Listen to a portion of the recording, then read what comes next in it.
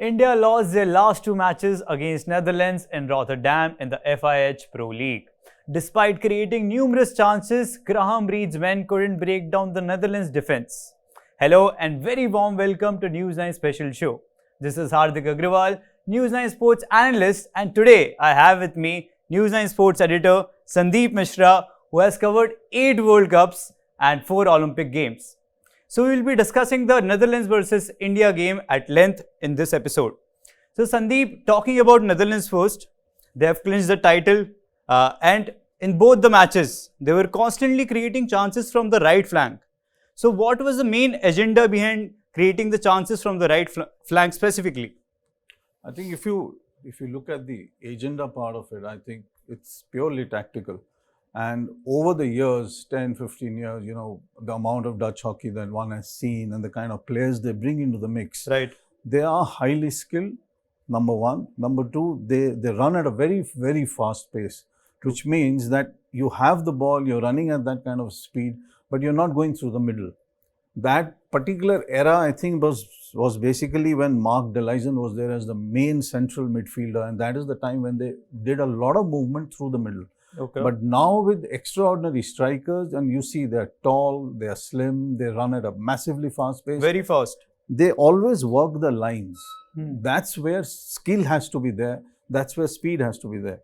And in a tight game, like when you play against India or when you play against somebody like Spain who know how to control games, or you play against Germany, the reason they play on the line is that they bring the defense out so as to get the tackle. And once you get the tackle, there could be a stick check. You get a stick check, you get a green card, you get a yellow card. All of that happens. And then you drop a player off. You drop 2 players off, but you create gaps in the middle somewhere. I think a good point also would be that they look at a defense. They look at the Indian defense, which is basically marshaled by Surinder, who basically plays, if you look at the goalpost side, he's on the right. In the middle somewhere is Amit Rohidas, and on the left, normally you see Harmanpreet taking the whole thing. They have to drag Harmanpreet this side if they keep going from the right on the line, which means creating gaps out there for anybody to enter. Right. I think that in a sense was the big tactical move that they were looking at. Right. As you mentioned, Harmanpreet, he was the top goal scorer throughout the tournament. He scored 18 goals. And he even scored in the first match against Netherlands in the last minute through a penalty corner. But looking at both the games, they had a lot of chances on penalty corners, which is one of their strong suit. Still, they couldn't thrive in that particular segment. So what went wrong for the Indian side?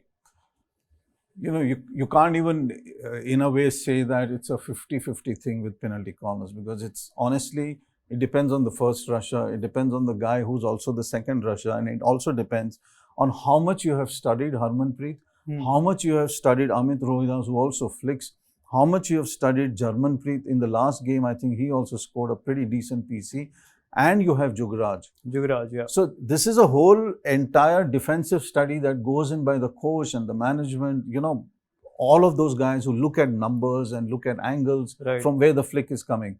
Sometimes those work, and sometimes those doesn't. I think it was, in a way, Harman's pretty bad day. I mean, I can't even recall when he last missed a stroke. So leave alone the penalty corner. I think sometimes they fire in very nicely, and sometimes it's the goalkeeper. And I think you would agree to that point where I think the goalkeeper made at least couple of them or 3 of them were fantastic saves. Yeah. You thought it was going, and suddenly he came out of nowhere.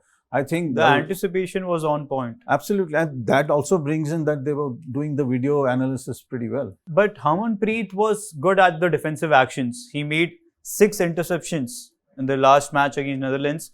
Though they lost, but India's tactic was to sit behind, then to launch counter-attacks, win the ball in the third 25 in their defensive segment.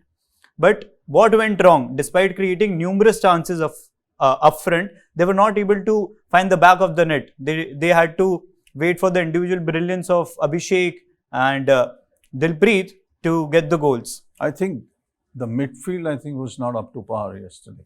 I mean, you could see Manpreet, you have Neelkant, you have Hardik. For some reason yesterday, I think Hardik was also below par. When I say below par, I mean he's a guy who plays 75%, 80% in any match. You know, and you can see him normally flowing in and flowing out in terms of defense, midfield, and kind of forward. a free role. He has a free role in a way.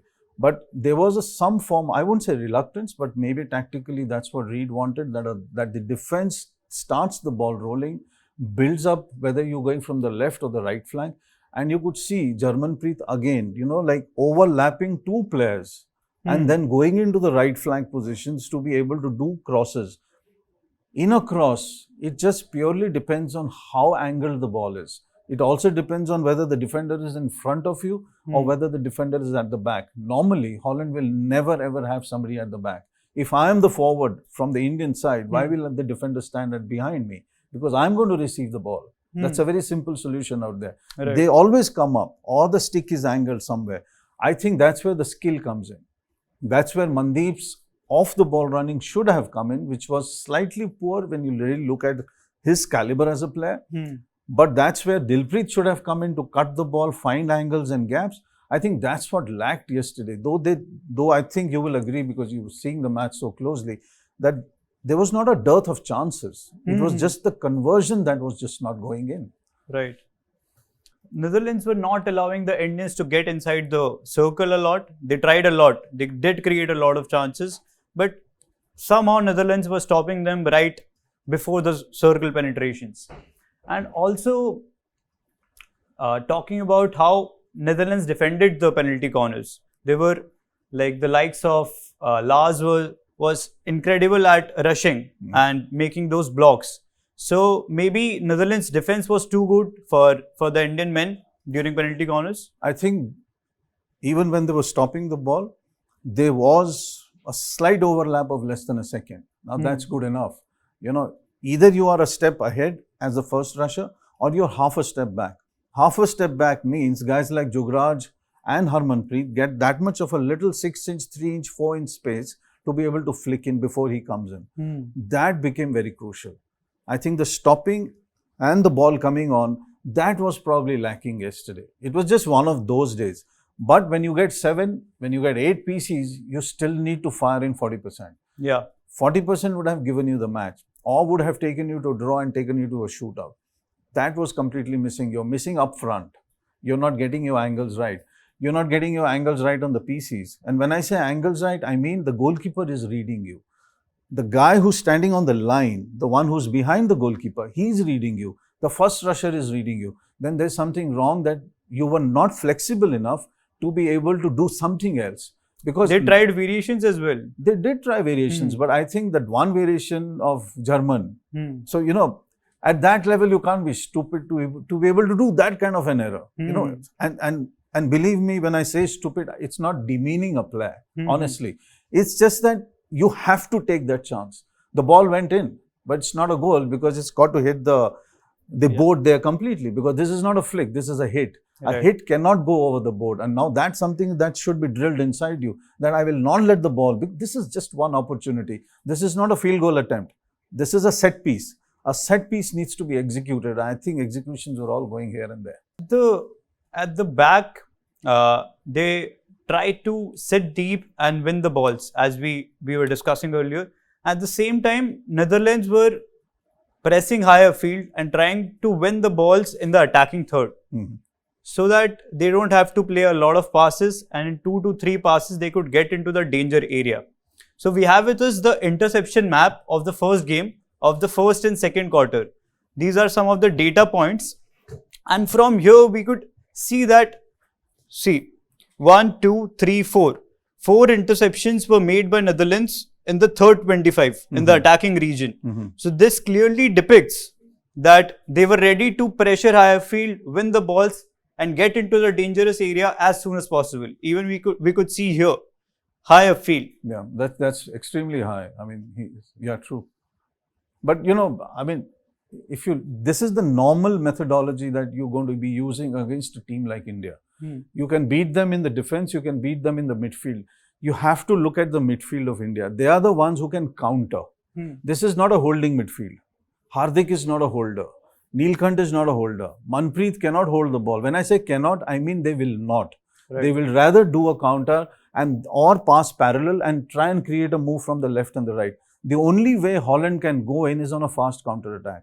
Play so high when they get the ball that in 3 moves they're against Rijesh. Right. And that not only rattles the defense, it also rattles the midfield, because constantly you have the coach's voice, go back, because of the fast counter attack. Yeah. But still, having said that, if they could have stopped at least 2 moves, and I still remember 2 moves that we had the interception from their forwards and the turnover, but the counter of ours was slower than theirs. Right. Their counters were much more faster. Ours was slower, so we took time to reach up, giving enough time for the Dutch defense to fall come back. Completely. And that is where I think there was a slight 10% gap between the performance of India and the performance of Holland that way. True. There wasn't enough space for the Indians upfield to create those chances. Because you were always left with 1 player or 2 players and you had 3 to contend with. So that becomes a problem. And you know, you can say anything about Mandeep and all. But Mandeep sometimes is not a guy who will dribble past 2 or 3 and then try and create a chance. What he normally does is, if he has the ball, then he'll go to the left and you expect the others to move in fast. People like Abhishek, people like Dilpreet, people like Gurjant, who have to move in fast to be able to understand that, okay, he has the ball, let me figure out how to create that space. The moment you are a second late there, then a team like Holland will always have 3. Suddenly you will see 6 of them in the defense, and that's good enough for them. Right. It's about the pace. The pace of Netherlands was extremely fast.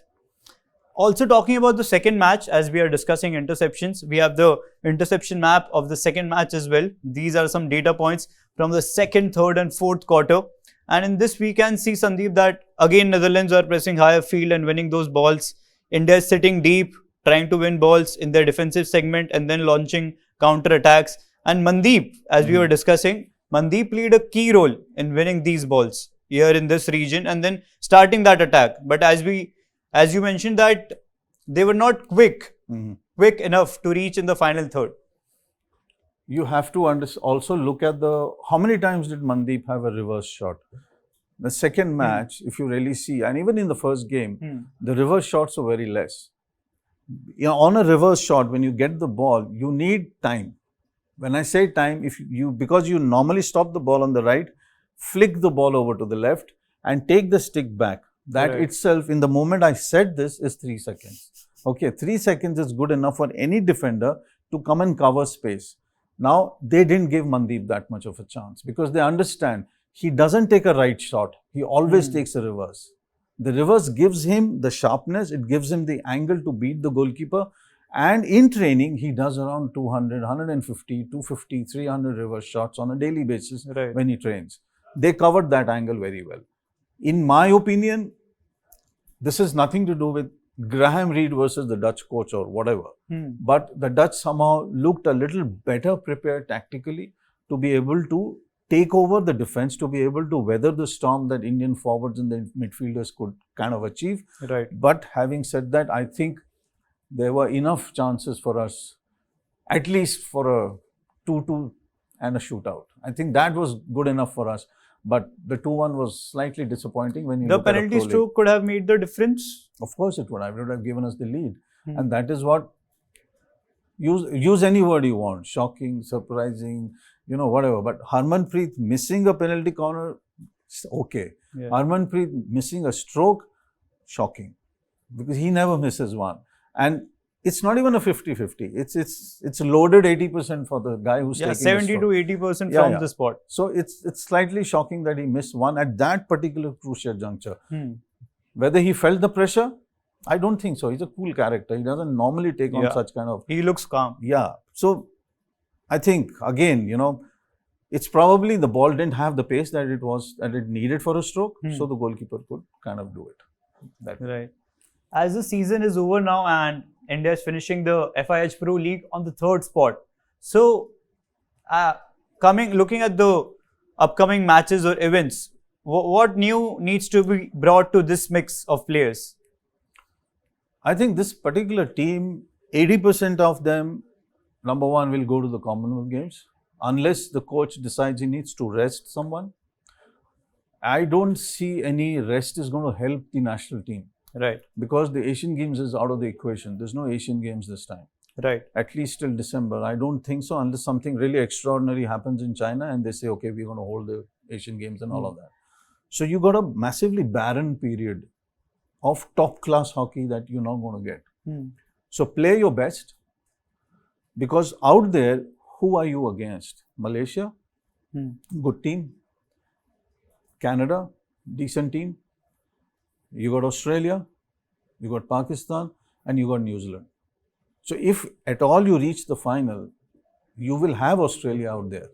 And we have never won the final in Commonwealth Games against Australia. And we never won a gold at least. Right. This is a great opportunity to not only go to the final, to try and clinch up gold, but at the same time also play Australia and see what happens from last Tokyo Olympics. Or leave the Pro League alone. I mean, we lost by 7 in Tokyo against Australia. So your job is to ensure you get quality opposition all the time to be able to do that. After that, I think it's the period where Graham and the others are going to sit down as to which is the best team that you can play in the World Cup and go towards that. One player who should be there, Simran. I completely disbelieve any argument that anybody in this country will put forward and say, Simran is not good enough.